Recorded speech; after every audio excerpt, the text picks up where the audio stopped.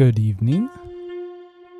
I tried putting a little bit of an audio delay on my audio for 150 milliseconds, and hopefully that gets my audio back in sync. If it's not, we'll play that another day, but hopefully that helps. Anyway, today we're going to kind of walk through.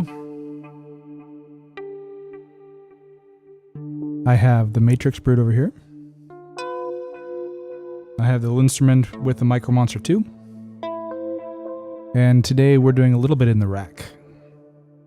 So we'll get into it. I'll play for a little bit and then I'll kind of go over what we're doing here in more detail. But in the meantime, I'll get to it.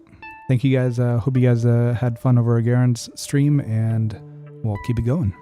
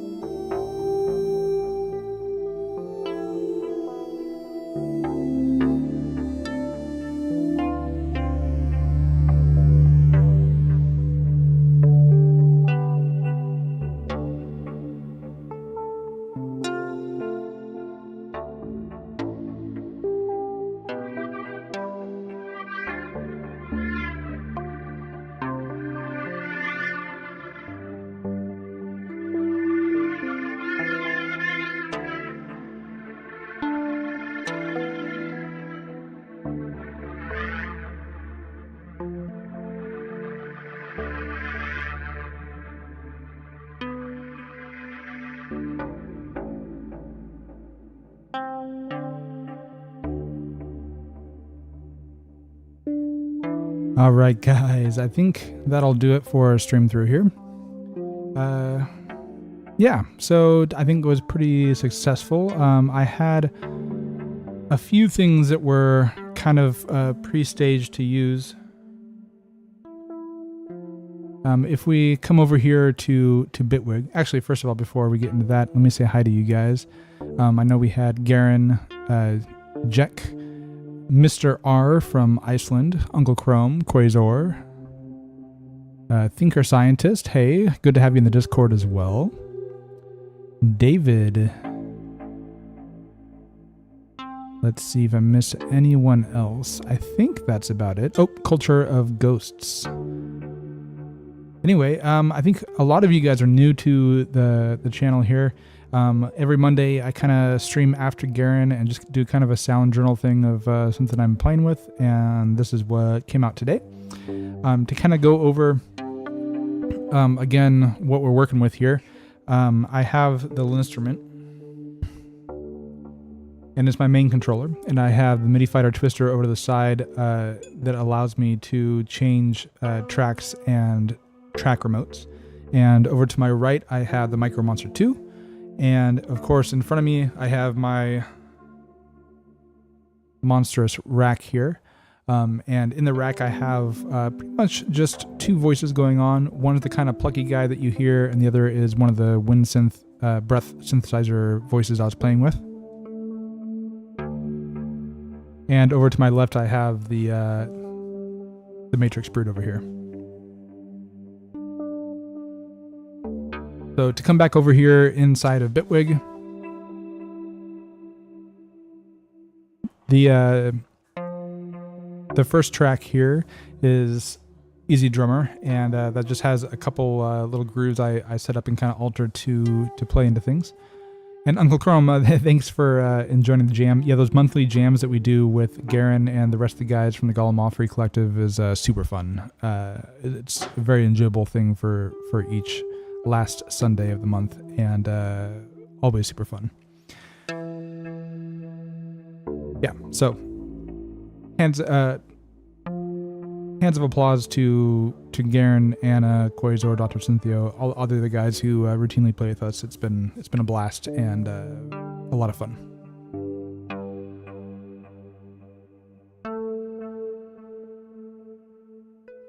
So working with Easy Drummer, I only had a couple loops kind of set up.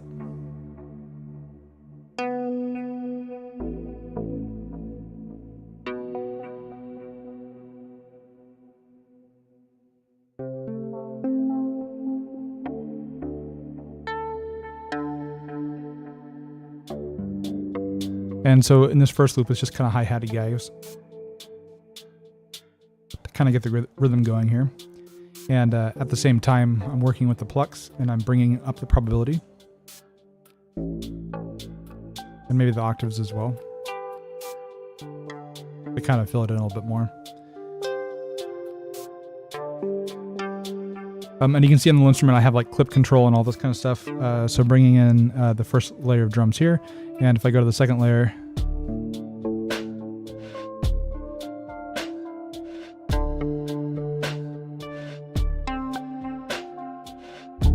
and the bass.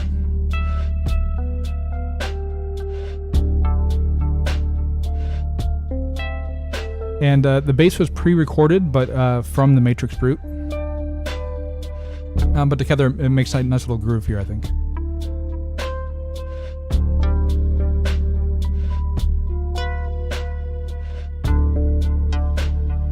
And it's just kind of a pedal point here until I go down to the next scene, which kind of changes up the drum line a little bit, and the bass hops around a little bit more.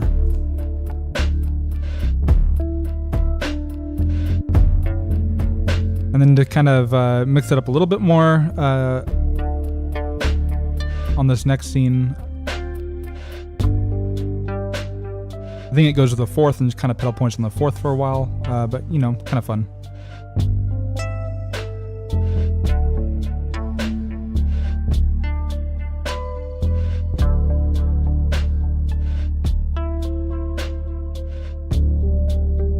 All right, and again, the bass here is from the Matrixbrute, and I can kind of show you that here.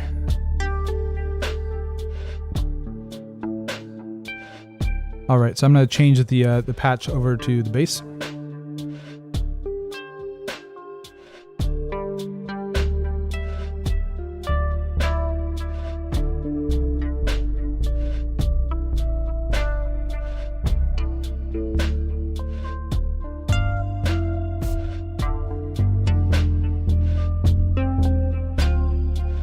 Which has just been one of my go-to kind of bass patches that I've had for a while now. You know, kind of Mogish, easy bass.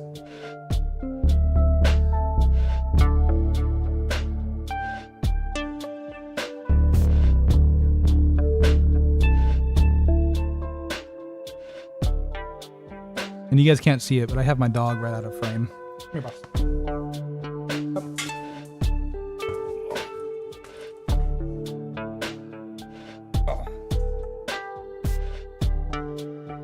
I guess 2 dogs. All right, down. They are very big dogs.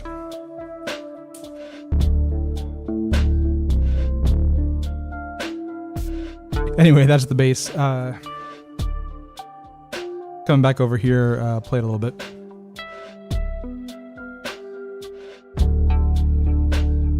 Which will kind of go over here to our next track, which is the breath.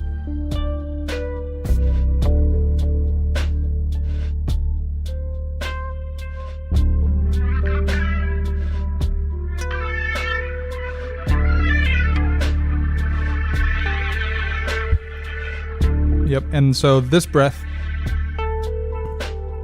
yes, the puppies. All right, and this lead, this breath lead, I have a little breath tube here that I play into.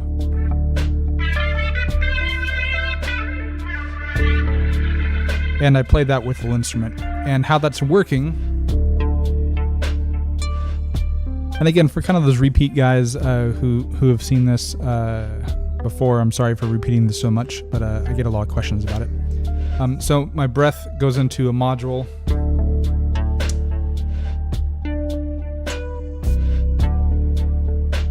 Over here. This is the Pulp Logic breath control module, and it just takes a little tube and you breathe in it and it puts CV out. And in this case, the CV out is going up into another module up here, which is my Berglund Instruments NuMAR, which is a synthesizer that does sine and square wave with breath control. So kind of like a low pass gate sawtooth and pulse kind of synthesizer. And I'm feeding that over here. Let me zoom in.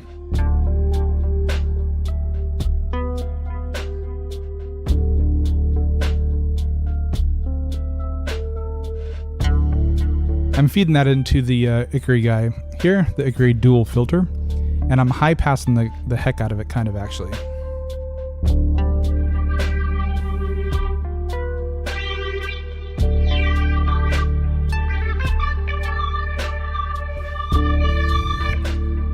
And a little bit of gain.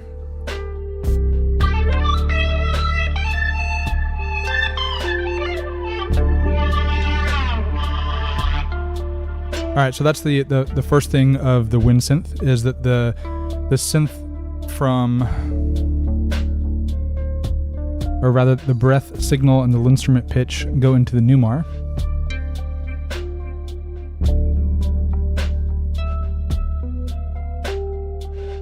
And again, the NuMAR is up here. I don't have the great light to kind of show you that very well, but that has breath, pitch, and output going into it, and that comes over to the dual filter. And the filter is going into my ES9 and into the rack. Into the box, rather, from the rack. And in the box, I have a little bit of gain to kind of get it the pre-level right. And then I'm setting it through Guitar Rig to kind of give it this overdriven kind of Wolritzer or Leslie Speaker-ish Rhodes kind of feel to it.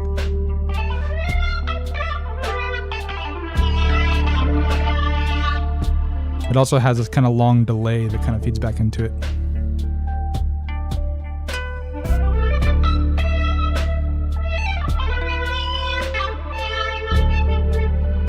Anyway, I think that sounds really nice. Garen, yeah, I know. A real PTZ cam would be awesome. The little Meet cameras that I'm using honestly do really well, but they are only digital zoom. So at 4K, you get a little bit of zoom and it's nice. But overall, when I'm streaming, it's also kind of dark, so it's kind of hard to... I could put a whole lot more light and get it better and move the cameras around and whatnot, but I don't know, it's working. I haven't done a whole lot of serious rack videos yet, so if I ever do, I'll try and figure out a better setup probably. But that's the breath synth.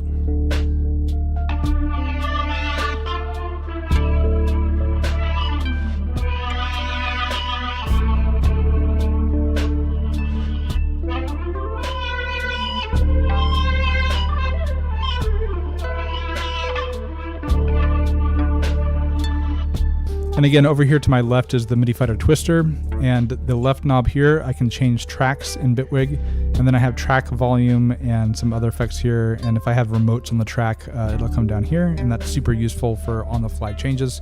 You don't usually see me doing a whole lot of it, but when I'm doing prep work and all that kind of stuff, or just trying to get levels right, you'll see me kind of over here on the left, playing with this knob over here a little bit.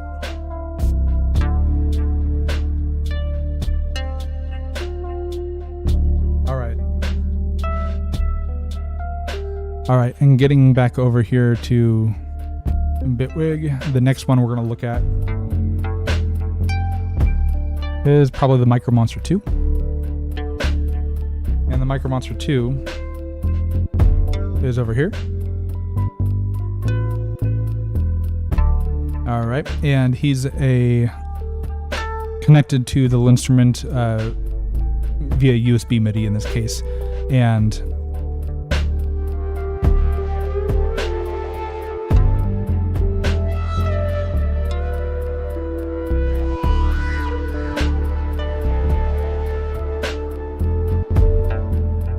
yeah, Jack, the MIDI Fighter Twister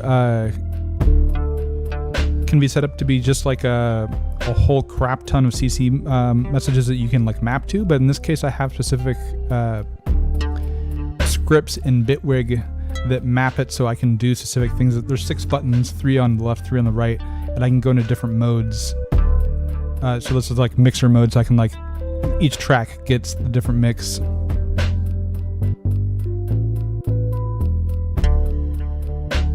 This is track mode here that I'm usually in. And this green one here is a generic CC guy that I can kind of put whichever one I want into it. So there's a lot of things, including like specific EQ control and like fast plugin management and all this kind of stuff. But in track mode that I have here, like I said, if you're in bitwig native instruments or have remote setups on your track, the remotes will come down here on these bottom 8. And so you'll have basically 8 continuous rotation CC knobs per track, and then track controls on top for your pan, level, and track select. You can arm it and all that kind of stuff here. So it works out really well with bitwig with the scripts that I have. All right, so getting back over to the Micro Monster 2 here. It is MPE. I'm not using breath on it like I was in the last one.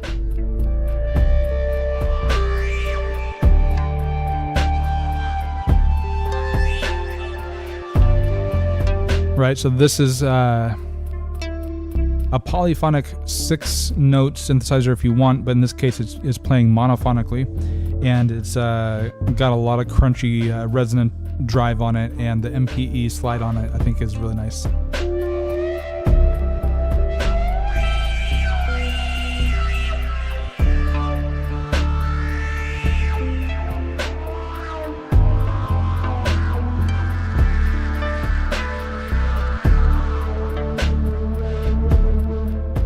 So that's the patch I'm playing with here. The Micro Monster 2 is definitely a go-to physical synthesizer I like for the Linnstrument. The hands-on controls may be a little hard for you to see, but I have a frequency, resonance, and a mod knob over here that I can kind of play with. And then of course I can also like map things on the MIDI Fighter Twister to it for extra control if I really want to. But overall there's some really nice MPE patches I can get out of it.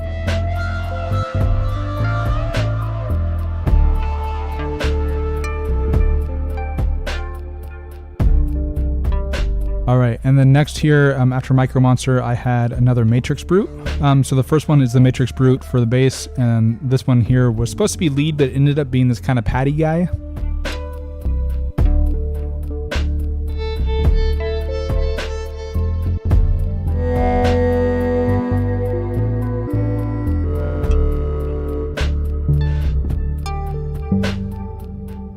I've actually lost the patch on the Matrixbrute because I overwrote it.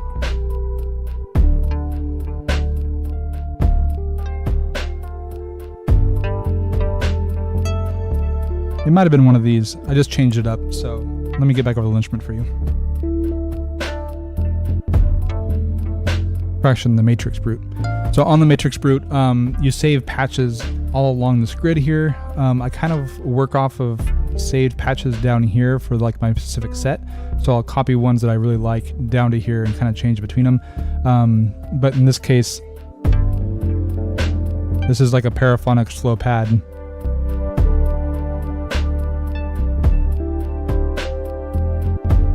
And you saw me before working with the envelope controls before as I was playing with it and changing the attack time.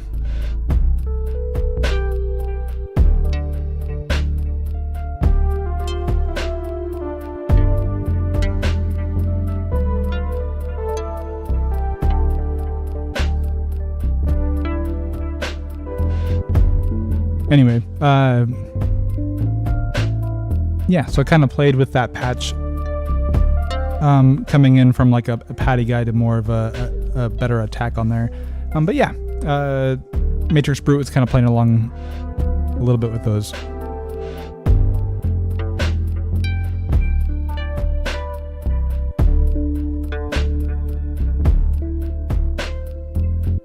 And one thing I kind of have to get better used to is on the Linnstrument for clip launching. This is like your Ableton Grig style kind of guy. And I can launch clips, but I can also launch the scenes over here on the right hand side. And a lot of times I want to just come over to my left hand side and kind of change it up over here. But honestly, I'm gonna need to change the scenes, which are over here. And so I kind of lose some clips when I'm transferring sometimes on the drums and stuff. And I need to get better about that habit of trying to get the actual scenes versus changing individual clips, because honestly, I haven't done it enough to get the muscle memory solidified.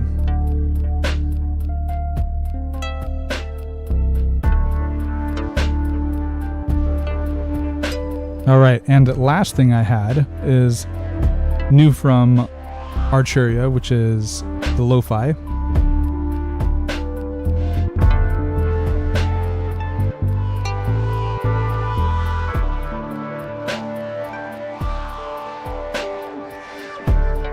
All right, so this is lo-fi here.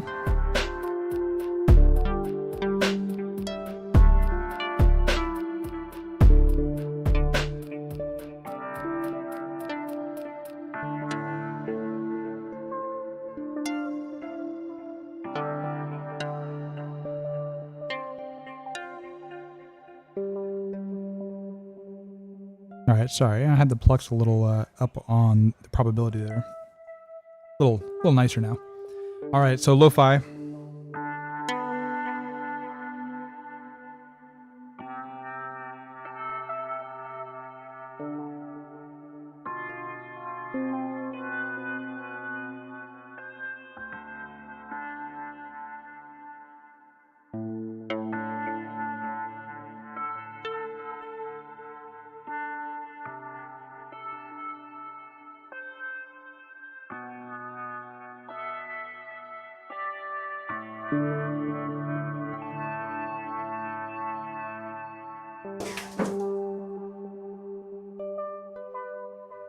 Yeah, Garen, you're talking about the practice it takes. It's just, honestly, I haven't done a lot of scene buildup before, right? Usually when I'm recording clips and kind of taking them in and out, I've been kind of in the state where I kind of build up each clip by itself and then kind of change between them.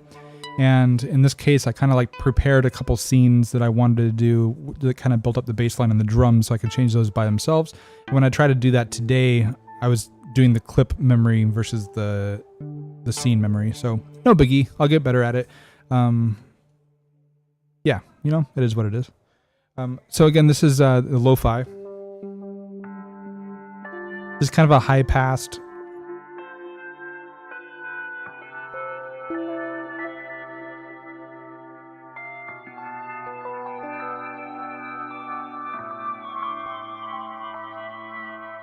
And one thing nice is for the Arturia stuff is that all the newer stuff is MPE compatible for the polyphonic pitch bend.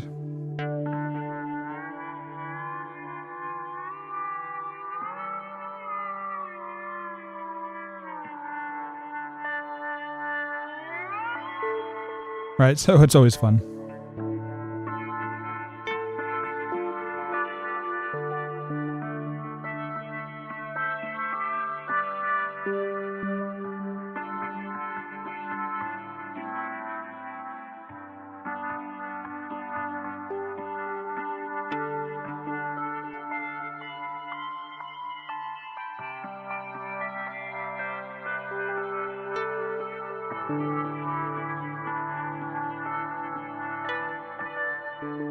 So the sound of lo-fi isn't, you know, super awesome, but it does kind of nicely fit into the mixes, I think, a little bit better as a background kind of thing because it's so high-passed, which of course you could do with a lot of different things, but it seems to work out.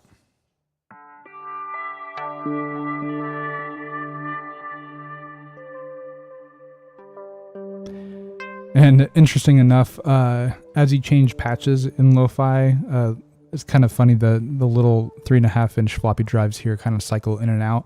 And this Japanese katakana here actually spells out golden age in Romanji, or sounds out well enough for them in katakana, and it actually changes through as you go, which is kind of funny to me. They probably hired some poor guy to sit here and translate a bunch of patch names into the Japanese katakana form, which is just, I don't know, maybe a good use of AI. I don't know. It was kind of funny to me.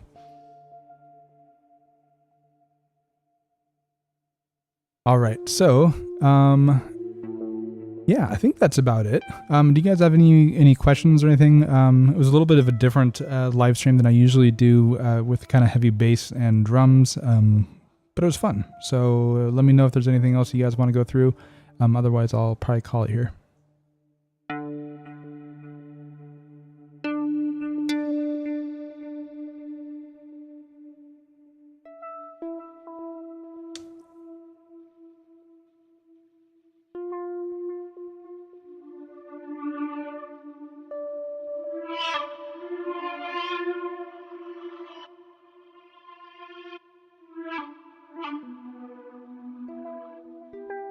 Actually, real fast on the rack, I forgot to go over the plucks.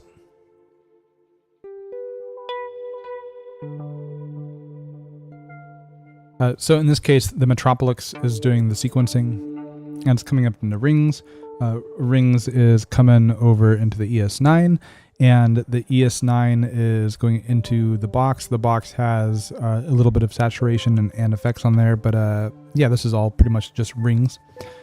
I'm heavily abusing the accumulators in Metropolis and turning down the probability, right? So if I turn up the probability,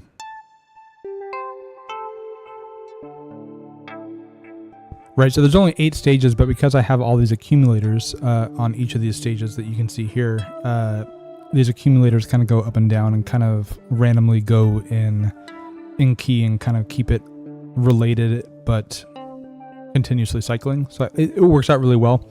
And then, like I said, it's coming up pitch-wise into rings. And in rings itself, I'm modulating position, brightness, and shape from Oct and its expander. And those, like I said, are just kind of slowly cycling in as I'm coming through here. And I also have 2 knobs here that I have assigned. One is the probability, so I can turn the probability way down. And the other knob is octave.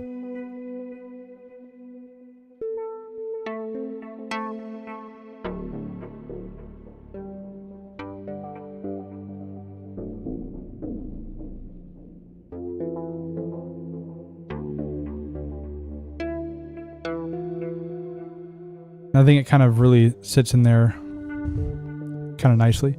I had maybe thought about changing the mode on rings halfway through.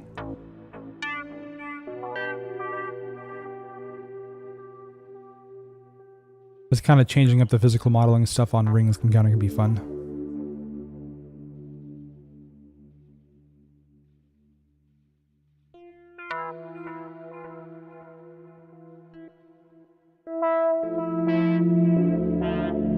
This is the one I was thinking of. Especially when I bring back in the drums.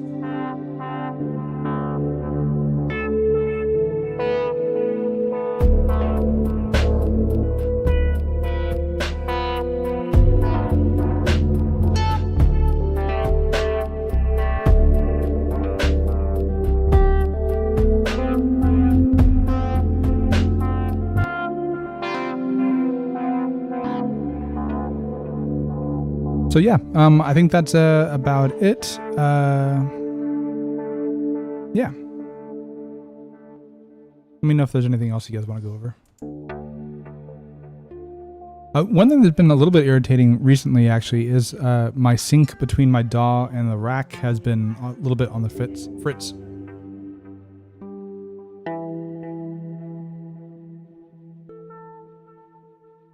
I have the Missing Link 2 here, which is a Wi-Fi device that has Ableton Link, and that connects to my bitwig.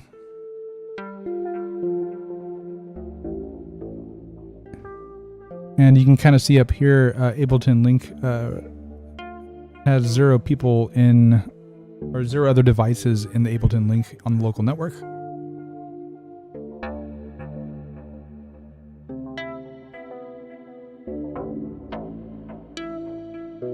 And if I turn it off and back on, sometimes it resyncs.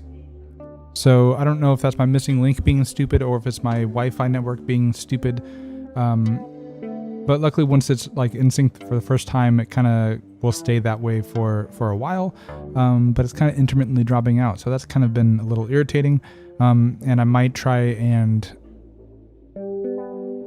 see if I can figure something else out on that. I have an FH2 over here and an ES9 that I can take clock out and get it into the rack very well, but the missing link 2 from Ableton Link stuff has been rock solid over the last 1.5 years, and it's a little disappointing that it's been a little bit on the fritz recently. Yeah, not sure what is quite up with that. So just a little bit of irritation.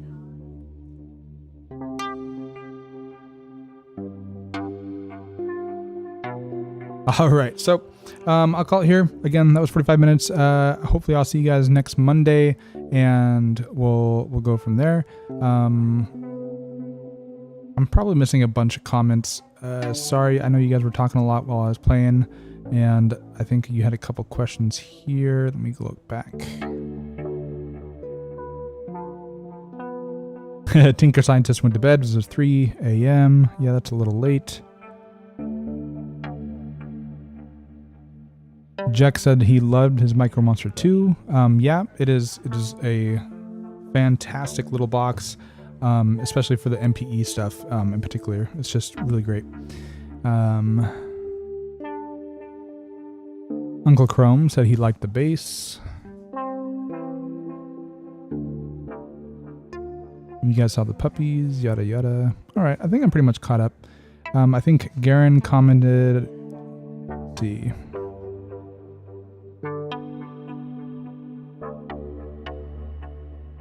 Honestly, Garen, I think I need to go back and research Domra a bit, because apparently I'm not in the know about Domra, and I need to figure that out. So forgive me for being uneducated on the music side here.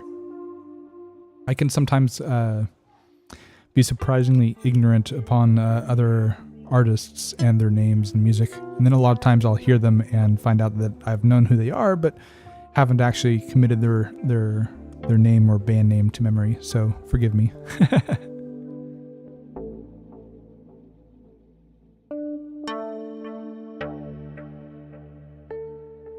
Ooh, Jack, I didn't know there was a upgrade on the arpeggiator. I need to look it in. Oh, the Eastern stringed instrument. I am following a little bit better now.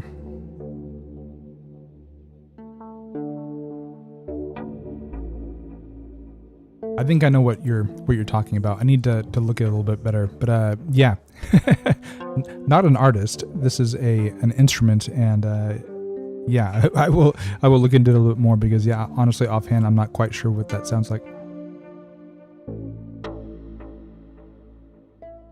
And Jack said that there was new firmware on the Micro Monster 2, so I need to look into that, because the arpeggiator is already really good on the Micro Monster 2, and if it got an update, then I need to really look into it.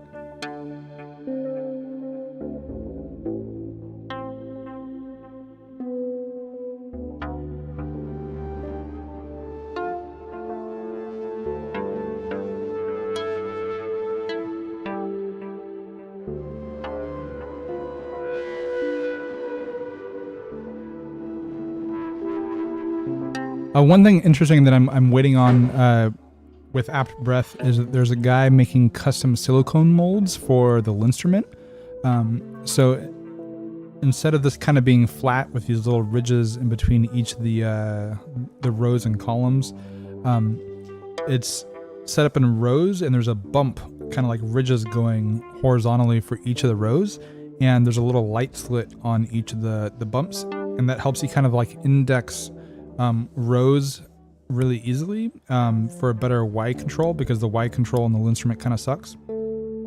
but also helps you center on the pads because there's a little ridge right in the middle of the pad that'll help index the 0 point for pitch control.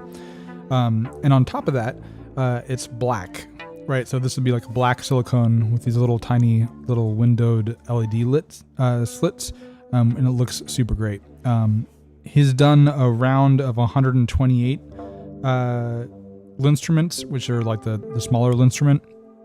And once he gets the good feedback on that, he's going to do a round of 200 Linnstrument 200 silicone sheets, and I think I'll probably get one of those because I think having the black here will look really nice, but the ridges on the horizontal rows with the individual indexing on each key might be super nice. And if not, no harm, no foul. It's super easy to take this plate off and change the pad, but that might be something really fun, really cool for the Linnstrument.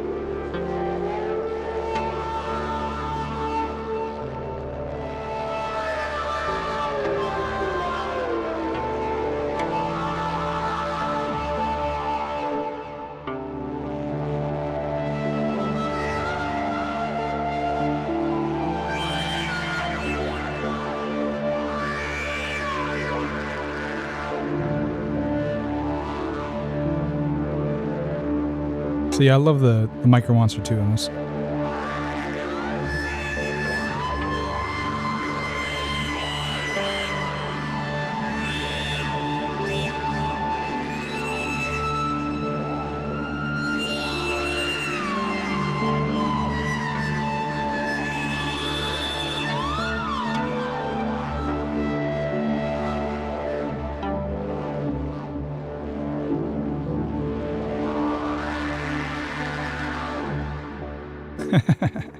All right, guys, I will end it here. I will see you next Monday after Garen, and I'm not quite sure what I'll bring, but I'm sure it'll be interesting. Hope to see you guys there. I've been having this interesting thing when I stop streaming recently that I kind of cut off a little bit short because apparently something has changed in my setup, and it takes about 5 seconds after I say goodbye to actually stop before it cuts me off, if that makes any sense. So I was saying stop stream, and I'll be cutting off, and you guys would miss it. So I'm going to try and do better tonight. So we're going to try stopping streaming without cutting off.